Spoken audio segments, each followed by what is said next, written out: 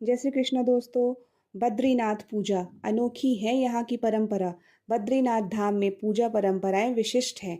यहाँ पर नारायण के लिए प्रतिदिन पूजा अर्चना के साथ भोग भी लगाया जाता है, लेकिन बहुत कम लोग जानते हैं कि कॉकरोच को भोग लगाने के बाद ही भोजन ग्रहण करते हैं बद्री नारायण।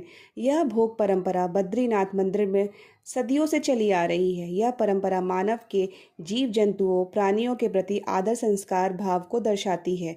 मंदिर में यह सदियों पुरानी परंपरा है जिसके तहत भगवान को भोग लगाने से पहले सभी जीव जंतुओं को तृप्त किया जाता है।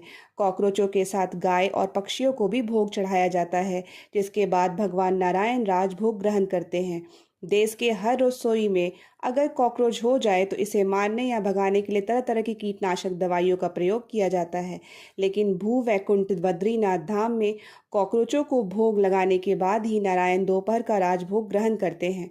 बद्रीनाथ मंदिर में भगवान नारायण के प्रतिदिन भोग में पंचमेवा भोग, बाल भोग, पितरों के लिए पिंड प्रसाद, केसर चावल, दाल चावल का भोग लड्डू के साथ समर्पित होता है। शाम को नारायण को दूध भात का भोग लगाया जाता है, लेकिन खास बात यह है कि नारायण को दोपहर का राजभोग लगने से पहले कॉकरोच, गाय और पक्षियों को भोग लगाना पड़ता है। इस अनोखी परंपरा के पीछे तर्क यह है कि राजभोग करने से पहले विश्व के सभी जीव जंतु प्राणियों को तृप्त करने की भावना है। कॉकरोच, जिसे स्थानीय झोरू सांगला कहा जाता है, प्राणी होने के नाते इनके लिए चावल का भोग लगता है, जो तप्त कुंड के पास गरुड़ कुटी में रखा जाता है। गाय और पक्षियों को लगने वाला भोग मंदिर परिसर में ही दिया जाता है।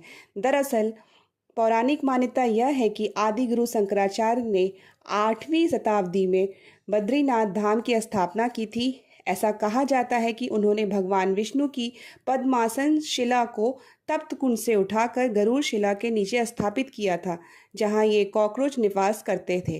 तभी से यह परंपरा चली आ रही है कि भगवान को साथ इन जीवों को भी भोग अर्पित किया जाए। राधे राधे।